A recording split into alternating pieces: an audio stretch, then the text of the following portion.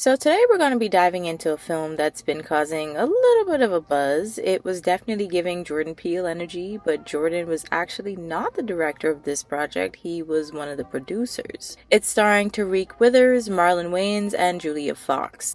They were kind of the main and most noticeable characters. It was released back in September, but I just got to watch it about a week or so ago, and I have some thoughts about it, but I could see that most of those thoughts that came from others who've watched it, they weren't really so positive, the feedback. But before we get into that, I want to talk a little bit about the film, of course. So the overall gist of the story is a football player, Cameron Cade. He's a quarterback that's been getting a lot of attention, specifically as a prospective replacement for Isaiah White, the quarterback for the team the Saviors that he'd led to victory over 8 times. But now he was getting up there in age, and there were talks of him being pushed to retire. Cam is now being considered for the spot, but he ends up suffering a head injury one night during practice, and that particular scene does make you question whether it actually happened or not, in terms of someone actually hitting him over the head, and it was just a little strange to say the least. But he ends up with staples in his head, and now the narrative has changed from him being a strong contender for the Saviors to being a risk and a liability if he couldn't push through his injury.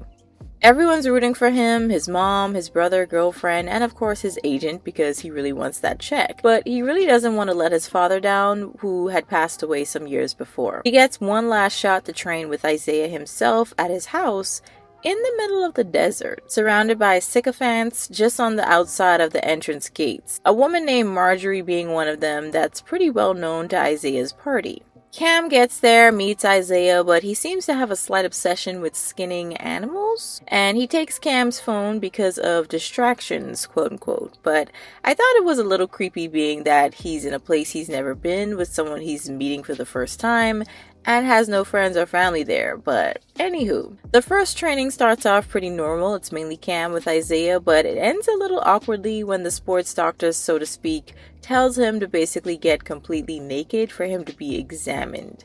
But it seems like that wasn't really necessary.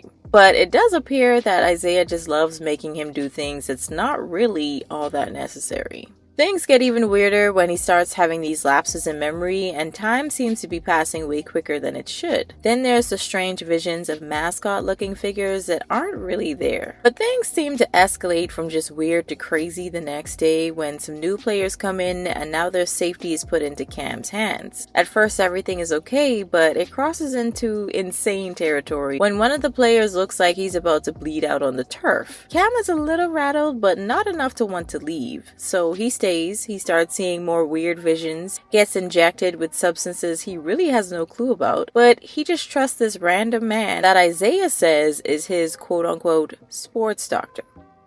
Cam slowly starts turning into a different person, a little less shy and timid and more aggressive and somewhat selfish, only really worrying about what gratifies him, and Isaiah continues to push for it. Cam starts getting warnings, first from the sports doctor telling him that all of it's not really worth it. Everything eventually starts giving "am I high" vibes. You really start questioning that.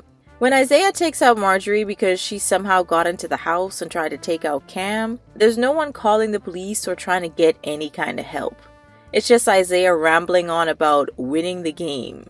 What game we're talking about here, I have absolutely no clue, but everything just gets cleaned up, and Isaiah's wife Elsie tries to convince Cam that this is normal. Not sure what would be considered as abnormal, but this was definitely strange, including the house parties that kind of gave cult orgy energy. The next morning, Isaiah is holding a gun in Cam's face because he thinks he slept with Elsie, but then he cools down and takes him outside for some target practice to blow off steam. Interviewers come to the house later on to speak with Isaiah and Cam, but it becomes pretty apparent that Isaiah doesn't want to let go of his spot and doesn't want to give up his feeling of being pedestalized and treated like a god. So then Cam is taken by Elsie to a party to be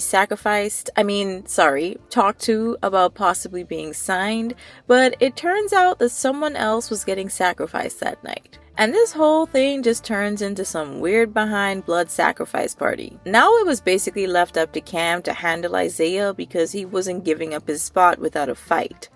Literally. They have a whole wrestling session that ends with Isaiah's brutal death, and Cam's prize? A contract with the Saviors to become their new quarterback. And it's offered to him by the team's overlords. Why the heck they feel the need to wear costumes is beyond me, but I gotta be honest, that pig one absolutely terrified me. But yeah, that's what they did. It's very over the top for just a signature, you know? But Cam eventually finds out that they were the ones who had basically controlled his life from one detail to the other from the time that he was a child. His agent Tom also has a big part to play in it too, and he tries to convince Cam that signing this contract is what his dad would have wanted, and the truth becomes clear that he was pretty much groomed so that he could become their perfect draft pick. Sounds pretty nuts, I know, but it gets even more unhinged when the team owner threatens to take out Cam's family if he didn't sign. And that was about all it took for him to go on a Friday the 13th rampage. And the movie ends. So yeah.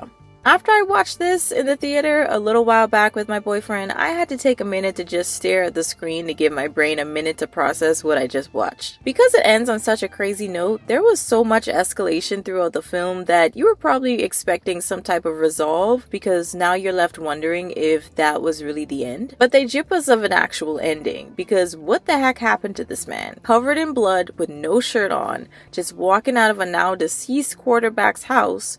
Were there consequences? Also, were there consequences for Isaiah? Because he claimed that he had to actually take out the previous quarterback of the Saviors for him to get his position. Or at least that's what I think happens. So I just naturally have so many questions. Like, did that even happen? Because remember, Cam was seeing things and having visions ever since that head injury. So I was questioning if all of this was reality.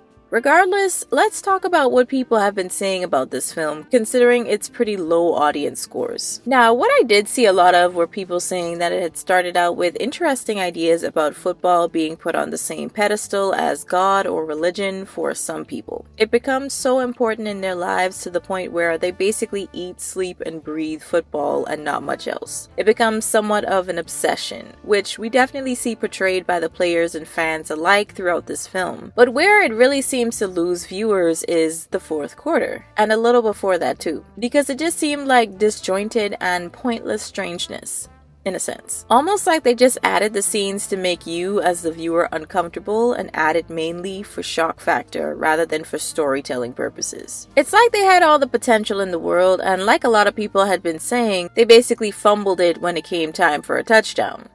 But I have to agree, they didn't drive the whole point of the film home, and this one did indeed lose the plot halfway through when it came to how they went about executing everything. Overall, I didn't hate it because I felt like the idea was great and they had something that could have been amazing, but they just kind of, like I said already, fumbled it.